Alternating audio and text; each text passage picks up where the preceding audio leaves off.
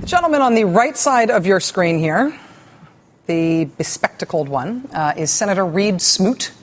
Senator Smoot was a Republican senator from Utah for 30 years, starting in 1903. Standing next to Senator Smoot is a congressman named Willis Hawley, a Republican from Oregon. And together, these two handsome devils sponsored something called the Smoot-Hawley Tariff Act. In 1930, it raised taxes on things the U.S. wanted to import from other countries. It was a big tariff introduced by these two Republicans and signed into law by the president at the time, Herbert Hoover, who was also a Republican. President Hoover signed the Smoot-Hawley Act in 1930, and pretty much everybody agrees now, in hindsight, that it was a really bad idea. But it was Republican President Herbert Hoover who signed Smoot-Hawley into law. The recession that FDR had to deal with wasn't as bad as the recession Coolidge had to deal with in the early 20s. Yet the prescription that Coolidge put on that from history is lower taxes, lower regulatory burden, and we saw the roaring 20s where we saw markets and growth in the economy like we'd never seen before in the history of the country. FDR applied just the opposite formula, the Hoots-Smalley Act, which was a tremendous burden on tariff restrictions. What was the name of the act there? And who did it? What? FDR applied just the opposite formula, the Hoots-Smalley Act. Hoots-Smalley, known to everybody else as Smoot-Hawley. Signed actually by Hoover, but hey, call it FDR, what the heck. In 1976, there was a swine flu epidemic in the United States. There were mass vaccination campaigns. The head of the CDC that year asked Congress to fund enough swine flu vaccine to cover 80% of the population in the United States. One of the most memorable images from that epidemic was this picture of then President Gerald Ford himself cheerfully participating in the swine flu vaccination program, trying to encourage everybody in the country to get their swine flu shot because there was a swine flu epidemic in 1976 under Republican President Gerald Ford. I find it interesting that it was back in the 1970s that the swine flu broke out then under another Democrat president, Jimmy Carter. And I'm not blaming this on President Obama. I just think it's an interesting coincidence. Just Gerald Ford, actually, but still, what a coincidence. This is the Battle of Lexington. The battles of Lexington and Concord were the first battles of the Revolutionary War. The Revolutionary War, the big fight against the British. Why we're here, right? The battles of Lexington and Concord were fought in 1775 in the great state of Massachusetts. Here's Michelle Bachmann campaigning for president in the state of New Hampshire. You're the state where the shot was heard around the world at Lexington and Concord. Lexington and Concord, Massachusetts. Michelle Bachmann there, speaking in New Hampshire. On the left here, that is Oscar-winning, beloved American film icon John Wayne. On the right there, that is serial killer John Wayne Gacy, who was convicted of killing more than 30 people throughout the 1970s in Chicago. John Wayne Gacy, the one on the right, he's the serial killer, and he's the one from Waterloo, Iowa. What I want them to know is, just like John Wayne was from Waterloo, Iowa, that's the kind of spirit that I have, too. There's a very important difference between John Wayne Gacy and John Wayne, but still, you think that it might matter more to Waterloo than anybody else. This is the outside wall of the former United States Embassy in Tehran. That lady is walking past a mural of the Statue of Liberty that's painted to look like a death's head. This is what the American Embassy in Tehran looks like today because it is closed, and it has been for a long time. The American Embassy in Iran was part of that whole hostage crisis thing that we had with Iran back in the late 70s and early 80s during the Iranian Revolution. Iranian revolutionaries storming the embassy, holding Americans hostage for 444 days. We closed our embassy in Tehran after that. We have not had an embassy in Iran since 1980. Here's Michelle Bachmann speaking in 2011. You may have heard that there was a break-in at the British Embassy and the British had to pull their people out. That's exactly what I would do. We wouldn't have an American embassy in Iran. If I were president, she would close the U.S. Embassy in Iran that hasn't been there since the 1970s. It's a very bold move. Here's the thing. As amazing as Michelle Bachmann is, and she is amazing, as amazing as she is to watch in American politics, she is also on the Intelligence Committee in Congress. The Intelligence Committee, whose job it is to oversee the CIA and the military intelligence program and a bunch of other parts of our government that handle very sensitive intelligence data. It is part of Michelle Bachmann's job in Congress, as assigned by the Republican leadership in Congress, to oversee those very sensitive parts of our government. It is easy to not just dismiss Michelle Bachmann, but to enjoy Michelle Bachmann as the sort of living, breathing embodiment of the crazy in American politics. It is almost a national pastime to watch Michelle Bachmann do her thing. That's what Newsweek was getting at with the infamous crazy-eyed cover story that they did on Michelle Bachmann during the campaign. But I always feel like it's always worth keeping in mind these words from Matt Taibbi's Rolling Stone profile on Bachmann when she was at the height of her presidential prospects. Quote, "You will want to laugh, but don't. Because the secret of Michelle Bachmann's success is that every time you laugh at her, she gets stronger." Matt Taibbi was making that argument in the context of her run for president last year. Remember, she won the Iowa straw poll. Michelle Bachmann forced Tim Pawlenty out of the Republican presidential race by winning that straw poll and him not getting anywhere in it. She did great at the first Republican major debate. For a while, it was not inconceivable that she might do well in the long run for that Republican nomination. And Matt Taibbi was writing that profile of her, essentially trying to say, don't laugh so hard at Michelle Bachmann that you underestimate her effect, that you fail to notice that she's kind of popular and this might be possible. Ultimately, of course, Michelle Bachmann's presidential campaign did not go anywhere. She ended up coming in very poorly in the Iowa caucuses, even though she did well in the Iowa straw poll, and then it was sort of all over. But for all of them making fun of Michelle Bachmann, the thing that is maybe the most important thing about her, and that is worth noting, on the day that she announced that she will no longer run for re-election in Congress, that this is her last term, it's that she's more influential than she gets credit for in her own party, and particularly in the conservative media, which so often sets the agenda for her own party. I mean, Michelle Bachmann may look like a kooky also-ran all the time, but she also has a way of saying things that stick. We heard from Russia, China, South Africa, Brazil, India. We've heard from a number of different countries France calling for this new expansion of the International Monetary Fund, removing the dollar as the standard of exchange. Michelle Bachmann speaking in March 2009 about this conspiracy theory she had that not only was the world going to drop the dollar as an international standard currency, but the United States was going to drop the dollar because of it, that President Obama was going to abolish the dollar. Very shortly after she repeated that conspiracy theory about how we are abandoning the dollar, Fox News' then White House correspondent asked President Obama about it at the White House. For a global currency. I don't believe that there's a need for a global currency. We don't need to go to a one world currency to get rid of the dollar? No, there's not going to be a global currency. Thank you for asking Fox News.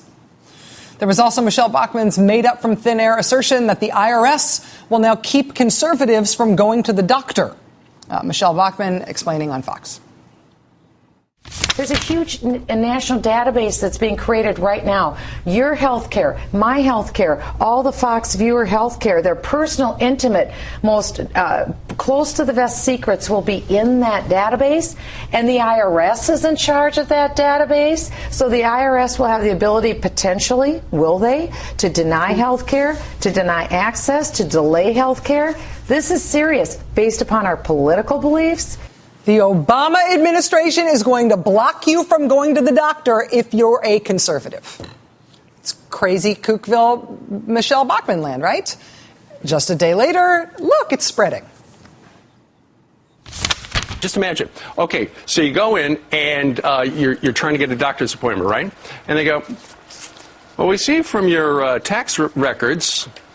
How would that possibly be possible? We see from your tax records that you support the Tea Party or conservative groups. You want a doctor's visit? 3 weeks. You want a hip replacement? 4 years. We're not taking out that planner's ward. We're not taking out the planner's ward because you support the Tea Party. Michelle Bachmann was the one who pioneered the idea that in addition to the Republican Party response to the State of the Union, there should also be a Tea Party response to the State of the Union. And while that was an audacious move, you might think subverting the authority of her own party, putting herself front and center at a time when maybe the country should be looking for Republicans for leadership of one kind rather than two. And it also was a little crazy looking because she wasn't looking at the camera. That didn't end up just being a Michelle Bachmann thing. The Republicans still do it. They still do an alternate address. And they have figured out how to look at least slightly closer to the camera now. Over here, Senator. There was also Michelle Bachmann's weird beef with the census back in 2009 when she said that her family would refuse to answer most of the questions on the census, and that if you don't also refuse to answer census questions, well, the government might round you up and put you in an internment camp. Between 1942 and 1947, the data that was collected by the Census Bureau was handed over to the FBI and other organizations at the request of President Roosevelt, and that's how the Japanese were rounded up and put into the internment camps. I'm not saying that that's what the administration is planning to do, but I am saying that private personal information that was given to the Census Bureau in the 1940s was used against Americans to round them up in a violation of their constitutional rights. Yeah, but we've had a lot of good years since then. I mean, that was a... Filling out the census will eventually lead to the government putting you in internment camp. So it's a census year, but what are you going to do, America? That's Michelle Bachmann world. It's kind of crazy. It's kind of crazy, right? Except that Republicans have now introduced legislation to drastically limit the Census Bureau from collecting a lot of the information that it collects that we use in all sorts of ways as a country to figure out things like, the unemployment rate and stuff like that. That is actual legislation that Republicans have now introduced in the United States Congress. Michelle Bachmann, over the course of her career in Congress, has been like an exploratory probe to find the edge of the possible in Republican Party politics. She goes out there and she finds the end of the atmosphere. And she knows that you'll think that what she says is kooky and bordering on just plain nutty. But it doesn't hurt her when she says the Census Bureau is going to put Americans in an internment camp, or when she says the IRS is going to distribute health care on the basis of political ideology for patients. She knows that it doesn't hurt her. I mean, of all the Republican members of Congress, she's number 4 in terms of campaign cash. Pretty good for somebody who doesn't even run a subcommittee. She has a huge fan base out there, and the more she is made fun of, the more money she has been able to raise. And even though it seems like she is constantly failing or making a fool out of herself, what she's actually been doing all of this time is clearing ideological space behind her for other, less kooky-seeming Republicans to come along and take the same stands that she takes without the winky eyes. And maybe they're not saying all these things in exactly as strange and factually incorrect and mispronounced ways that she is saying them. But in a lot of cases, they're making the same points. And that says more about the party, and it says more about Republican politics and the rewards of conservative rhetoric today than it does about Michelle Bachmann as an individual. As of today, we know that she is going to be gone from the Congress, but all of those other dynamics are still there. Joining us now is Frank Rich, New York Magazine writer-at-large. His column is called Ancient Gay History in the current issue of New York Magazine. Frank, thanks very much for being here. Delighted to be here, as always. I have never talked about Michelle Bachmann very much on this show. When she was running for president, we covered her as a presidential candidate. But when she does weird stuff on Fox and in Congress, we haven't much talked about her. Now that she's leaving, I feel like I can see trails of her influence throughout the Republican Party in a lot of really mainstream places. Well, I think that's exactly right. I think what we have to remember is that this radical right contingent in the Republican Party started to ascend, and she's an example, of course, Sarah Palin is another one, with the rise of Obama. They're lit by right-wing ideology dating back to the 60s and the John Birch Society and the Goldwater movement, also huge Obama hatred. And that really is the base of the party, and I think in the aftermath of the defeat last year, they're happy to see someone like Bachmann go, who sort of gives away the game too much and says it, as you said, with crazy facts and stuff that's sort of silly and kooky, that it gives away that ideology. So now they have slicker people. Even Rand Paul, who's a real rising star in that party, his views are pretty similar. But he's slicker, he's more, well-spoken, somewhat anyone would be better spoken than Michelle Bachmann. Hoot Smalley? Come on. Hoot Smalley. Yes, and Marco Rubio, who is fundamentally a Tea Party guy, but smooths out the edges, says that he's sort of a moderate on immigration.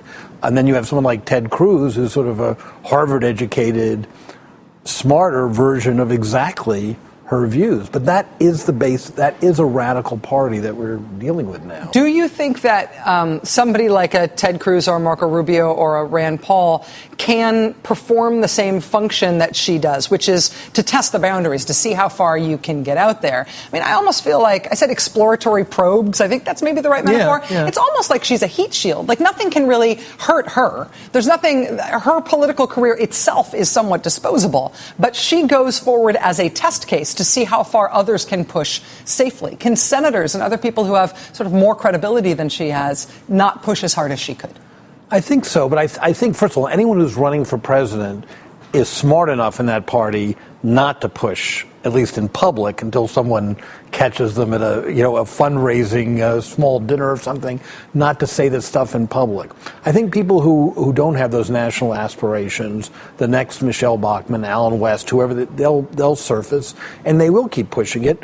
For one thing, it's a huge magnet for raising money. As you said, I mean, look how much money she raised. She's someone who seems like a flake in real terms, but there's dollars in those hills, and a lot of it from fat cats and people like the Koch brothers. Does, when I think about the Louis Gohmert, Steve King, Michelle Bachmann, sort of that wing of House Republicans, to me that's and Alan West I would put there too before he's gone. To me that is sort of the entertainment wing, and I don't mean this in a derisive way, but there's a lot of crossover between sort of one-liner, stand-up style comedy, call and response stuff, very entertaining politics that I think does raise a lot of money, that does get people to their feet at speeches, that can actually function very well at debates and sometimes at presidential-style campaign events. Is there always a need for people who can do that in conservative politics, and how come Democrats don't have a cadre like that? You'd think the Democrats would. Like, wasn't Al Franken supposed to be that? But he turned out to be this sober senator in the world. Exactly. Right. And given that the ties between the entertainment industry and liberalism in the Democratic Party, but Democrats somehow just don't seem to produce them, and Republicans do. And Anthony Weiner was close for a while there before the immolation, but even he wasn't a lot of laughs until he went off the deep end, and then it was a lot laughing not laughing with. Exactly. But the truth is, it's strange, and when there has been kind of wit in the Democratic Party, it's been very dry. Jack Kennedy, Eugene McCarthy, and not a lot lately. I mean, Obama can be amusing, but it's not this kind of firebrand, surefire entertainment, stand-up comedy club type of shtick. Alan Grayson needs to get like $1 zillion PAC where he just grows people who will say stuff. He was the closest, but even he wasn't as sharp. I mean, Michelle Bachmann, as silly and uninformed as she was, in some ways she was a really good performer once she figured out how to look at the camera. Right. Always a plus, I might add. If she ever forms a Hoot Smalley PAC, I might be tempted to break NBC rules and contribute. Frank Rich, New York Magazine writer at large. Frank, it's always great to have you here. Thanks a lot. Appreciate it. All right, lots more to come tonight, including some groundbreaking news out of Colorado from the Never Thought I'd Live to See the Day file, and also Chart Imitates Life. It's all coming up. Stay with us.